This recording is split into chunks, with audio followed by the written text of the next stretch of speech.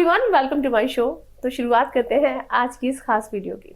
दोस्तों, होली का दहन बुराई पर अच्छाई की जीत को दर्शाता है, परंतु ये बहुत कम लोग को मालूम होगा कि हिरण्यकश्यप की बहन होलिका का दहन बिहार की धरती पर हुआ था। होली के पर्व से कई कहानियां जुड़ी हुई हैं। इनमें से सबसे प्रसिद्ध होलिका और प्रहलाद की कथा है। विष्णु पुराण की एक कथा के अनुसार प्रहलाद के पिता देवराज हिरण्यकश्यप ने तपस्या पर देवताओं से ये वरदान प्राप्त कर लिया था कि वह ना तो पृथ्वी पर मरेगा, न आकाश में, न दिन में मरेगा, न रात में, न घर में मरेगा, न बाहर, न अस्त्र से मरेगा, न शस्त्र से, न मानव से मरेगा, न पशु से। इस वरदान को प्राप्त करने के बाद वह स्वयं को अमर समझकर नास्तिक और निरंकुश हो गया। उसने अपनी प्रजा को ये आदेश दिया कि कोई भी व्यक्ति ईश्वर की वंदना न करे। अहंकार में आकर उसने जनता पर जुल्म करना शुरू कर दिया। इतना ही नहीं, उसने लोगों को परमात्मा की जगह अपना नाम यानी कि अपना नाम जपने का आदेश दे दिया। हिरण्यकश्यप के घर जन्मा था भक्त प्रहलाद। कुछ समय बाद हिरण्यकश्यप के घर में एक बेटे का जन्म हुआ। उसका नाम प्रहलाद रखा गया। प्रहलाद कुछ बड़ा हुआ तो उसे पाठशाला में पढ़ने के लिए भेज दिया गया। पाठशाला के गुरु ने प्रहलाद को हिरण्यकश्यप का नाम जपने की शिक्षा दी, लेकिन प्रहलाद हिरण्यकश्यप के स्थान पर भगवान विष्णु का नाम जपता रहा। वह भगवान विष्णु को हिरण्यकश्यप से बड़ा समझता था। गुरु ने हिरण्यकश्यप से प्रहलाद की शिकायत कर दी। हिरण्यकश्यप ने प्रहलाद को बुलाकर पूछा कि वह उनका नाम जपने के बजाय विष्णु का नाम क्यों जपता है। प्रहलाद ने उत्तर दिया, ईश्वर सर्वशक्तिमान है, उन्होंने ही सारी सृष्टि को रचा है। अपने पुत्र का उत्तर सुनकर हिरण्यकश्यप को गुस्सा आ गया। उसे डर था कि प्रहलाद को देखकर बाकी जनता भी कहीं विष्णु को ही भगवान न मानने लगे। उसने प्रहलाद को आदेश दिया, मैं ही सबसे अधिक शक्तिशाली हूँ, मुझे कोई नहीं मार सकता, मैं तुझे अब खत्म कर सकता हूँ। अपनी शक्ति पर अडिग था प्रहलाद। हिरण्यकश्यप की आवाज सुनकर प्रहलाद की माता भी वहां आ गई। उसने हिरण्यकश्यप से विनती करते हुए कहा, आप इसे न मारे, मैं इसे समझाने का यत्न करती हूँ। वह प्रहलाद को अपने पास बिठाकर कहने लगी, तेरे पिताजी इस धरती पर सबसे शक्तिशाली है, उन्हें अमर रहने का वरदान मिला है, इनकी बात मान ले।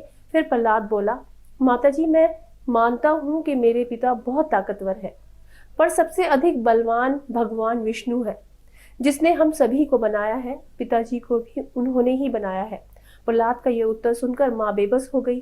प्रहलाद अपने विश्वास पर अडिग था। ये देखकर हिरण्यकश्यप को और गुस्सा आ गया। उसने अपनी सिपाहियों को आदेश दिया कि वह प्रहलाद को सागर में डुबाकर मार दे। सिपाही प्रहलाद को सागर में फेंकने के लिए गए और पहाड़ से सागर में फेंक दिया, लेकिन भगवान के चमत्कार से सागर की एक लहर प्रहलाद को किनारे पर ले आई। सिपाहियों ने एक बार फिर प्रहलाद को सागर में फेंका, लेकिन इस बार भी प्रहलाद बच गया। फिर सिपाहियों ने हिरण्यकश्यप को आकर बताया कि कई बार प्रयास करने के बाद भी वह नहीं मरा। कई प्रयास के बावजूद प्रहलाद को नहीं आई जरा सी भी खरोच। हिरण्यकश्यप ने जब सिपाहियों से कहा कि उसे किसी ऊंचे पर्वत से नीचे फेंक कर मार दो, सिपाहियों ने प्रहलाद को जैसे ही पर्वत से नीचे फेंका, प्रहलाद एक घने वृक्ष पर जाकर गिर गया, जिस कारण उसको कोई चोट नहीं लगी और वह सुरक्षित बच गया। अब हिरण्यकश्यप ने प्रहलाद को एक पागल हाथी के आगे फेंकने को कहा ताकि हाथी उसे कुचल कर मार डाले, लेकिन पागल हाथी ने भी प्रहलाद को कोई नुकसान नहीं पहुंचाया, मानो सारी कुदरत प्रहलाद की मदद कर रही हो। सभी प्रयास विफल हो गए। बाद में हिरण्यकश्यप की बहन होलिका ने अपने भाई की समस्या का हल निकालने का प्रयास किया। बता दें कि होलिका को वरदान प्राप्त था कि वह आग में नहीं जल सकती। उसने अपने भाई से कहा कि वह प्रहलाद को अपनी गोद में लेकर आग में बैठ जाएगी। वरदान के कारण वह खुद तो आग में जलने से बच जाएगी, लेकिन प्रहलाद जल जाएगा। लेकिन हुआ इसका उलट। होलिका जैसे ही प्रहलाद को गोद में लेकर आग में बैठी तो वह जलने लगी, जबकि प्रहलाद का बाल भी भाका नहीं हुआ। होलिका ने जब वरदान में मिली शक्ति का दुरुपयोग किया तो वरदान उसके लिए श्राप बन गया। बुराई पर अच्छाई की जीत का प्रतीक है होली का दहन। रंगों वाली होली से एक दिन पहले होली का दहन होता है, लेकिन दहन बुराई पर अच्छाई की जीत को दर्शाता है। परंतु बहुत कम लोगों को मालूम होगा कि हिरण्यकश्यप की बहन होलिका का दहन बिहार की धरती पर हुआ था।